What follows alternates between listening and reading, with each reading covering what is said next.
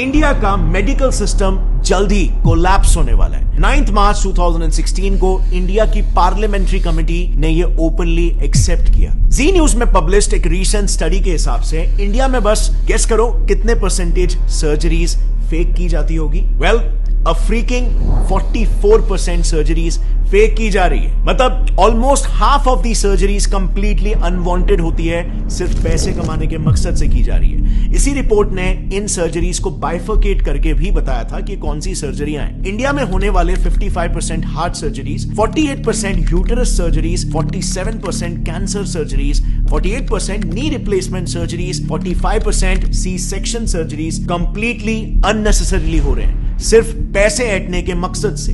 Reason सिर्फ और सिर्फ एक, कॉर्पोरेटाइजेशन ऑफ हॉस्पिटल्स, यानी कि हॉस्पिटल्स को भी कॉर्पोरेट कंपनीज की तरह टारगेट और प्रॉफिट सेंट्रिक बना देना। एक काफी इंटरेस्टिंग रिसर्च पेपर है जिसमें रिसर्चर्स ने महाराष्ट्र के टॉप हॉस्पिटल्स के 43 specialist doctors, senior government x officials और कॉर्पोरेट हॉस्पिटल्स के मैनेजर्स को तक इंटरव्यू किया, ताकि वो इन हॉस्पिटल्स में जो कंपनीज की तरह ही टारगेट बेस्ड स्ट्रक्चर चल रहा है उसे पब्लिकली एक्सपोज कर पाए।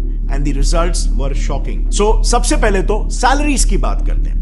रिसर्च में पार्टिसिपेट किए रिस्पोंडेंट्स का यह कहना था कि हॉस्पिटल्स में काम कर रहे डॉक्टर्स की सैलरीज में बहुत ह्यूज डिफरेंस होता है। इतना ज्यादा कि न्यूबी डॉक्टर्स को 1 लाख पर मंथ की सैलरी मिलती है, लेकिन सीनियर डॉक्टर्स को 1 करोड़ पर मंथ तक भी ये सैलरी पहुंच जाती है। अब सवाल यहां पर यह आता है कि इतना बड़ा डिफरेंस क्यों? क्योंकि डिफरेंस इनके टारगेट्स में भी होता है। एक सीनियर ऑप्थेल्मोलॉजिस्ट का यह कहना है कि उन्हें एवरी मंथ 1000 पेशेंट्स को कैसे भी करके हाई एंड ट्रीटमेंट्स में कन्वर्ट करना पड़ता है। इसी पर एक और गायनेक रिस्पोंडेंट का कहना यह था कि मंथ एंड में टारगेट्स का प्रेशर काफी बढ़ जाता है, जिसके लिए उन्हें कैसे भी करके आउट पेशेंट्स यानी कि ओपीडी पेशेंट्स को भी बिना मतलब के हॉस्पिटलाइज करना ही पड़ता है, और नतीजा ज्यादा से ज्यादा सर्जरीज रेकमेंड करके टारगेट्स मीट किए जाते हैं, क्योंकि टारगेट ही यहां पर 1000 पेशेंट है।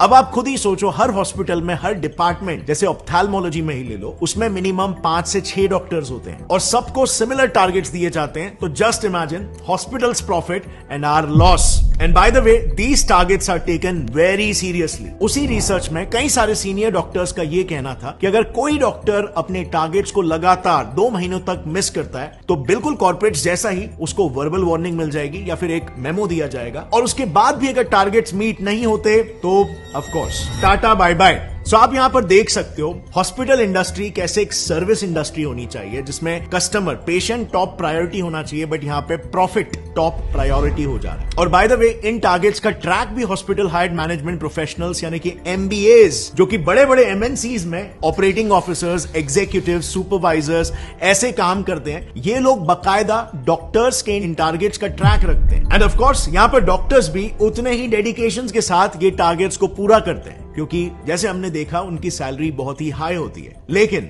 उनका ये high paying job mostly contractual basis पर होता है, एंड सो उस कॉन्ट्रैक्ट को रिन्यू कराने के लिए और उनका न्यू पे स्केल डिसाइड करने के लिए उनके पिछले साल के टारगेट्स को देखा जाता है, जो अनफॉर्चुनेटली इन डॉक्टर्स को फोर्स कर देता है इलीगल स्कैम्स तक करने के लिए। नाउ, मेडिकल फील्ड के इलीगल प्रैक्टिसेस को थरली समझने के लिए हमने ये सारा इंफॉर्मेशन 2 काफी प्रोमिनेंट डॉक्टर से लिया है।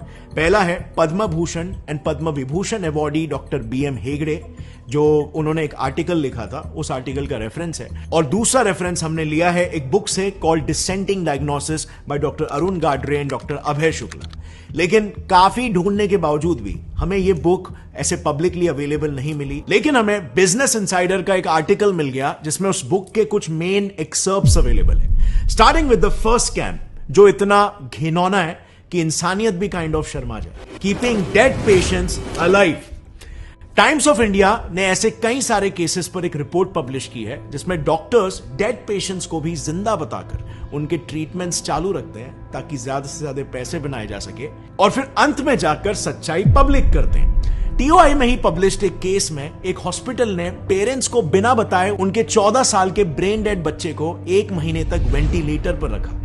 1 महीने तक जो बच्चा मर चुका था उसे जिंदा बताया गया और वेंटिलेटर पर रखा, खर्चा जनरेट किया, एंड बाद में हॉस्पिटल गिल्टी प्रूव भी हुआ, एंड उनकी फैमिली को 5 लाख रुपए कॉम्पेंसेशन के लिए दिए। अब 5 लाख रुपए मॉनेटरी कॉम्पेंसेशन तो हॉस्पिटल को देने पड़े, बट ये आप और मैं भी जानते हैं कि उस वक्त पेरेंट्स ने जब ये बात सुनी होगी, जब ये सच्चाई उन्हें पता चली होगी, तो उन पर क्या बीती होगी।